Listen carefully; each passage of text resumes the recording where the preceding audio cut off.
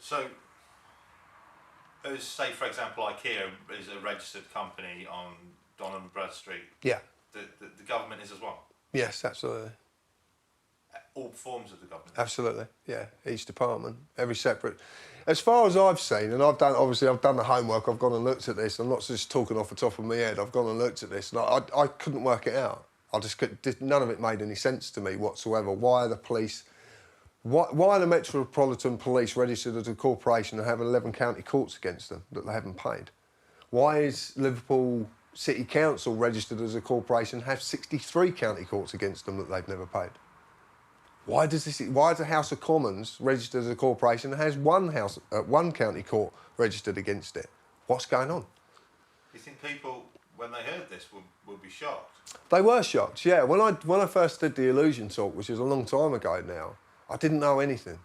I just knew I'd stumbled across something, and I knew the people I was talking to at the time were very dismissive of me, very dismissive indeed. I was like, how can I say? I was a bit of entertainment, a bit of fun. Yeah, I was coming out with these wild theories and talking about things, and and I was talking a little bits about what Shakespeare had said, and I crammed into 53 minutes. I crammed a whole lot of stuff that I didn't really comprehend at the time. I didn't get. Now I get it. Now I know what's going on, and it's fascinating that it's nowhere near as complicated as I first perceived it to be, because what I was looking at was very, very complicated things. Any Act of Parliament you read is wrote in such abominable language. It really is. They write in a paragraph which you could write in a sentence. Do you think they do that on purpose? Absolutely. Absolutely, yeah. Because it just doesn't make any sense. It just goes round and round and round the houses. Have you ever watched a politician on television being asked a direct question? Do you think that they do that just so that normal men and women of this country don't understand? Yeah, it's the same principle. Well, take a politician being asked a direct question on TV. Have you ever seen a politician actually answer a direct question? Because they can't. They can't answer something directly. They've actually been taught and programmed, and it is programming. I don't care what anybody says. It is. That's why it's called television. Well, actually, it's tell-live vision that uses programming, because the brain only works on pre-given information, can't work on anything else. So they have to install the information before they can actually use the information, or use a caution, or create a caution against something they've installed to be able to create the precaution. So they have to install all the information first, just like a computer. You can't use it until you've installed all the software. Yeah. It's exactly the same principle. We're no different to a computer. Well, if you take that principle that they will never answer a direct question, and obviously there's the saying that how do you know when a politician's lying? Because they're talking. I wouldn't class them all in that same category. I definitely wouldn't. I'm not here to pigeonhole everybody, because I know there's a lot of good men and women who are doing what they need to do to survive, because there is a very, very small minority of people in any country or any legally defined area on a map called a country that actually do live. Most just survive. Pause. Can we go back to ask the question about are the police a private corporation? So yeah, so are the police, the ambulance, the fire brigade, are they private corporations? It depends what you mean by private. And there's a big issue, because obviously a lot of people don't know, but there is a number of ways of setting companies up.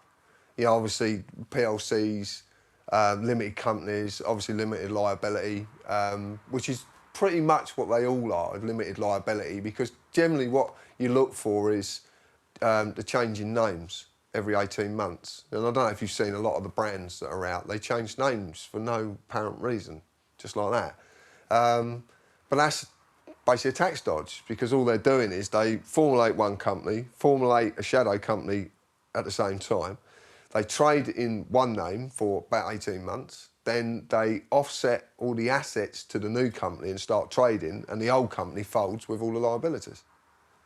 Now, the government do this? We've seen, well, we know for a fact it's been called the UK Corporation Limited, the United Kingdom Corporation, the United Kingdom Corporation Limited, and we now are of the opinion it is now UK PLC, even though we've not, they're kind of covering their tracks now, because we've been kind of like finding out about stuff. We've also known that they are now removing stuff from Companies House, and we have evidence of that they are actually officially removing stuff from Companies House, so we can't find it.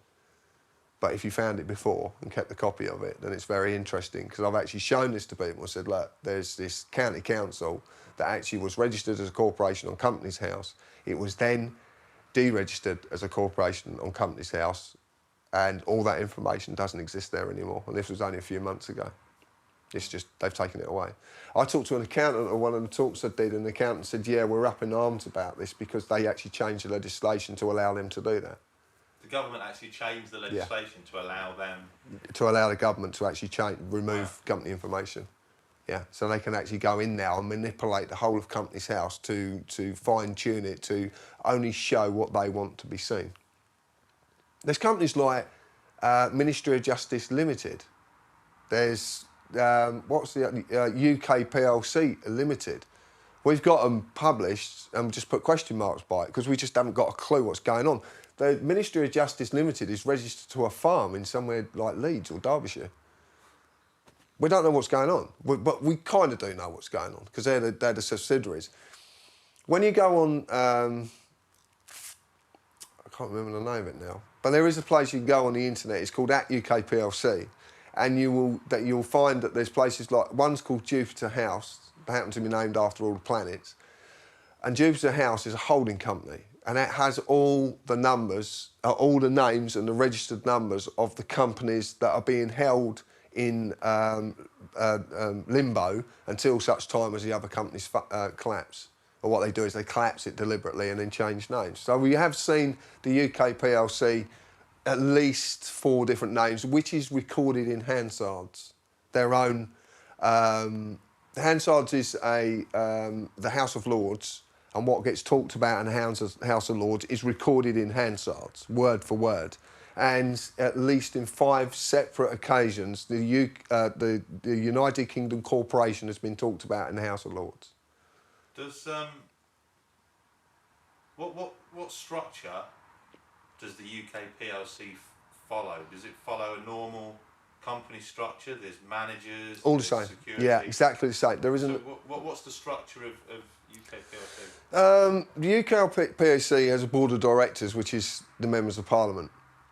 The board of directors are there to maintain the interest of the shareholders, as any board of directors is.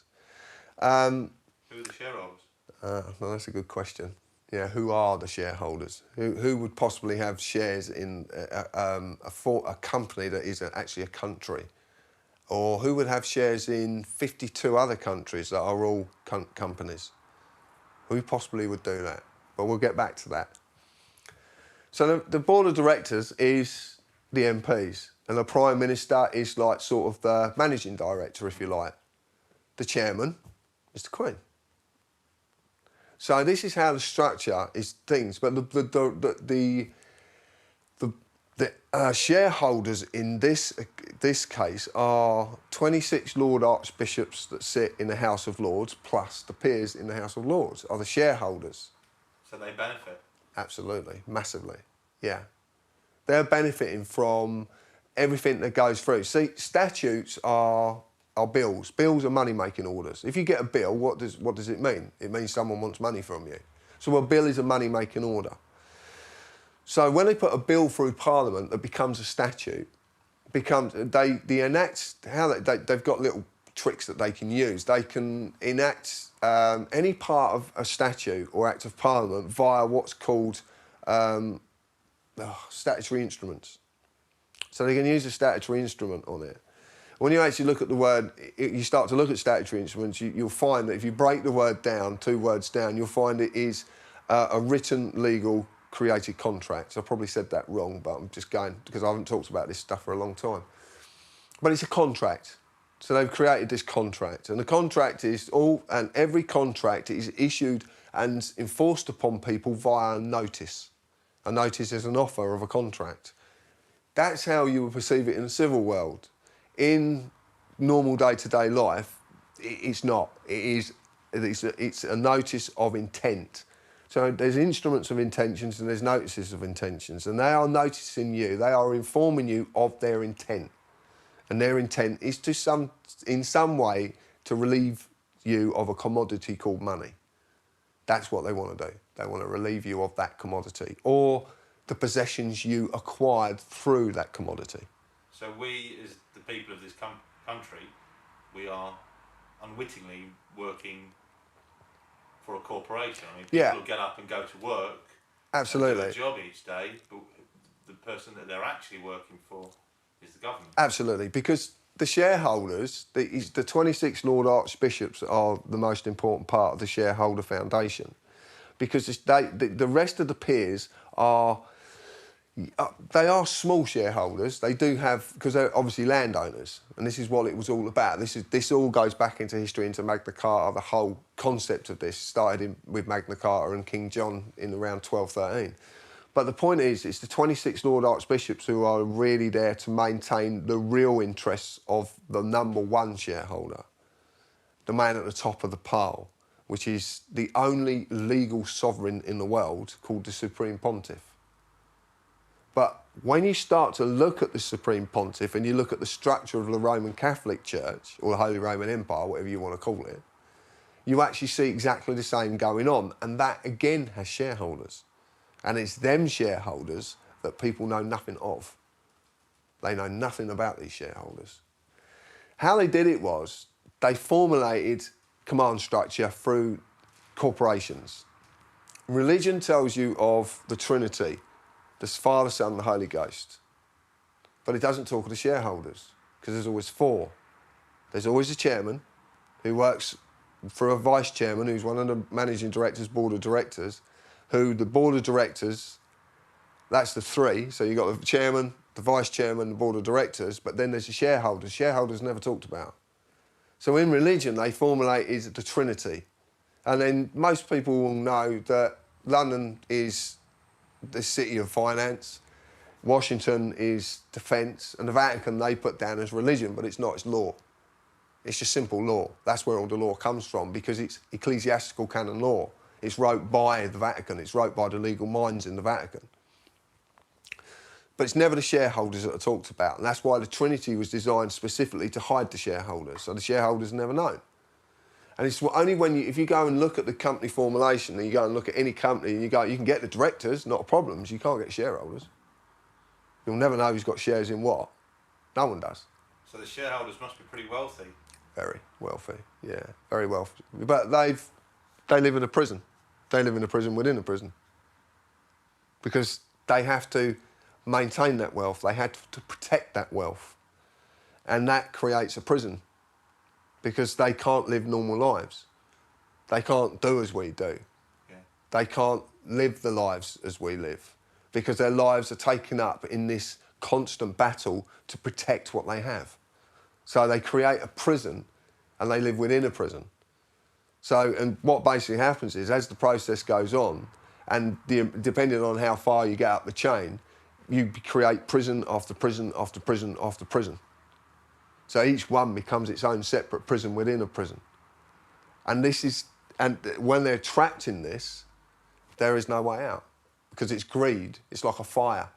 It's got to consume everything around it. It's got to be constantly fueled. This is why the ministers and the Prime Minister who go to work every day in a building that looks strangely like a church.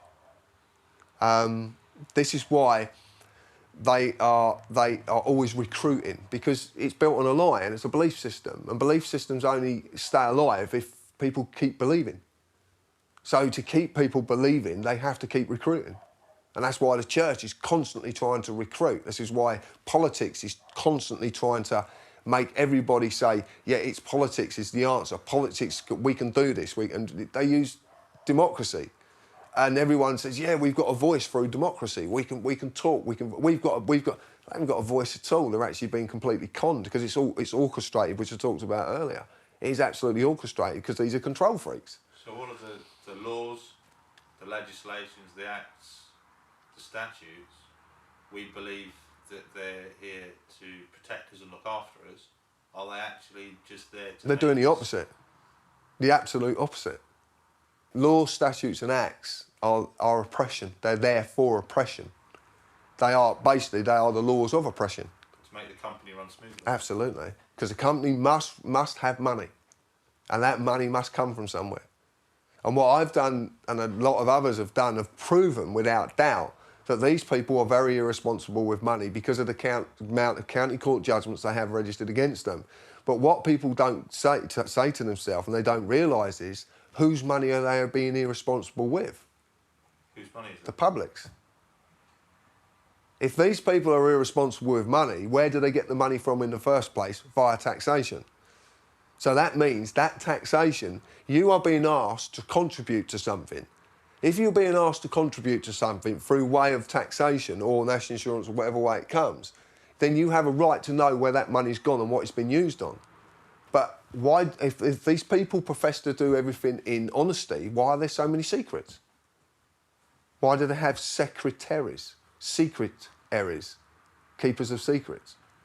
It's one of the definitions. It's actually the first definition that comes up for the word secretary. So they make statutes and legislations. Are statutes, legislations and laws, are they all the same thing? Absolutely. All exactly the same thing. There is no difference between them. They are basically simple laws of oppression. And they have two systems of it as well. Like I said, they've got one that protects them, and they have one that causes the oppression or enforces the oppression of the people. Go back to democracy. Like I said, if you define slavery as the oppression of people through violence, then democracy is no different. There is no difference in it whatsoever. And if you legally define the word democracy, you will find that the concept of liberty is the core of all democratic processes. But as a legal concept, it defies definition. It's obvious it defies definition because it's slavery and they can't tell you. When does this slavery begin? Are we born into it? Oof, blimey. When did it begin? For each person in this country, when I was born... Yeah, basically that's what happens to you. You're enslaved by... See, it works on a three generations. That's all it works on. The process, nothing comes down generic. It's not even inherited. It's how you're treated, then you will go on to treat the same. But you have to break the cycle. So you have to break the cycle every third generation. So they know this. So instead of allowing the cycle to be broken every third generation, which generally works out about every 100 years, they have to renew the cycle. That's why you see massive similarities between what's going on now and 100 years ago in 1910. In 1910, there was a coalition government, there was a hung parliament, there was actually two elections in that year, one in the January, one in the December. Edward VII, the monarch who died at the latter part of 1910, actually forced Asquith to have a second general election. That ended up in a hung parliament. That ended up in a coalition government, which happened to be the Liberals and Sinn Féin. Now we have the Liberals and the Conservatives. So every 100 years, it starts again. It mirrors itself. Yeah. And it doesn't matter how far you go back, this happens because it's every third generation. They know full well that the intent has to be re-established every 3 generations. Otherwise, it's progressive. It will start to undo itself. It will never quite actually undo itself until the intent's changed completely. But see, the good intent is more powerful than the bad intent. So if you've got a good intent, the progressiveness of the good intent is far greater, far quicker, far, far quicker.